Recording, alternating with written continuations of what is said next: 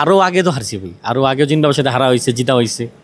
এখন মানে বাংলাদেশ আর জিম্বাবুয়ে তো অনেক ডিফারেন্স সুযোগ সুবিধা বলেন, তারপরে মানে বাংলাদেশের যে খেলোয়াড় বলেন, পাইপলাইনে খেলোয়াড়, সব কিছু মিলে জিম্বাবুয়ে হচ্ছে কাগজে কলমে সব দিক থেকেই আগানো ছিল।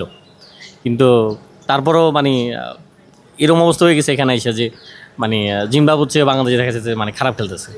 মানে যেখানে হোম গ্রাউন্ডে বাংলাদেশ ভালো খেলবে সেখানে জিম্বাবুয়ে আরও মানে ভালো খেলতেছে, বাংলাদেশ খারাপ খেলতেছে।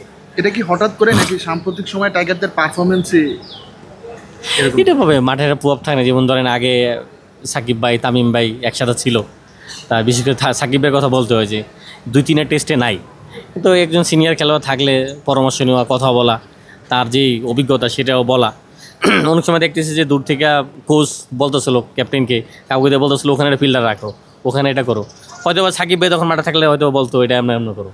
এটাই ক্রিকেট ভাই, একদল জিতবে হারবে, তবে জিম্বাবুয়ের সাথে হারটা মানে সবারই কষ্টদায়ক।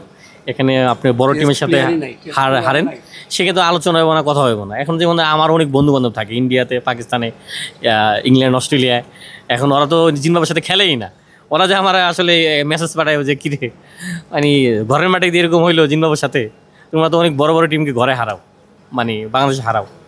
এখন ভাই চিরাং যে বাংলাদেশ কাম ব্যাক করবো এটা সবাই জানে, ভালো করব। জিম্বাবুয়ে আজকে ভালো খেলছে, জিম্বাবুয়ে দেখুন চিরাং যে আবার দেখবেন একবার শুয়ে পড়ছে। একটা বিষয় হচ্ছে মুশফিকুর রহিম দলের অভিজ্ঞ ক্রিকেটার, টানা 12 ম্যাচে 50 নেয়, এবং জিম্বাবুয়ের সাথে এমন একটা দলের সাথে 2টা ইনিংসে 4 রান করে আউট হয়েছে। এই মুশফিকটা আসলে কিছু বলার আছে কিনা? সবারই আসলেই সময় আসে, সবসময় তো ভালো খেলে না, হয়তো বা তার ওই ভালো সময়টা এখন কাটতেছে না। এখন সেই ডিসিশন নিব যে আসলে সে খেলবে কতদিন, এটা তার ব্যাপার। তবে আমার ব্যক্তিগত মত হয়তো ভাই এত যাই দেশের জন্য অনেক কিছু করছে, শেষ পর্যন্ত আসলে সবার ইচ্ছা থাকে যে 100তম টেস্ট। আর এখন যে T20 ফরম্যাট, যেই ফরম্যাটে আসলে 100তম টেস্ট কাউকে দেখতে পারবো কিনা এরপরে যে 100 টেস্ট খেলছে, সেটা মানে মনে হয় দেখতে পারবো। কারণ 100 টেস্ট খেলতে ভাই মানে ভালো খেললেই দলে সুযোগ পায়, আর তখনই খেলতে পারে। আমি মনে করি 100তম টেস্ট খেলুক, তারপরে মনে হয় যেতে নিজের সিদ্ধান্ত নোক, নাহলে বিসিবি থেকে সিদ্ধান্ত নোক খেলবে কি খেলবে না। সবাই উপভোগ করছে মিরাজের বোলিং, খুবই ভালো বোলিং। মনে হয় যে আর 20টা রান যদি থাকতো আগে না, পুরোই মিরাজ তো গেম চেঞ্জ করে দিচ্ছে। মিরাজই একাই 5 উইকেট, 7 উইকেটের ভিতরে মিরাজই নিচে, মানে আপনার 5টা, তারপরে তো ফাস্ট বলারও তো আপনার উইকেট নেওয়া নেই, তাই জন্য নিচ্ছে 2টা।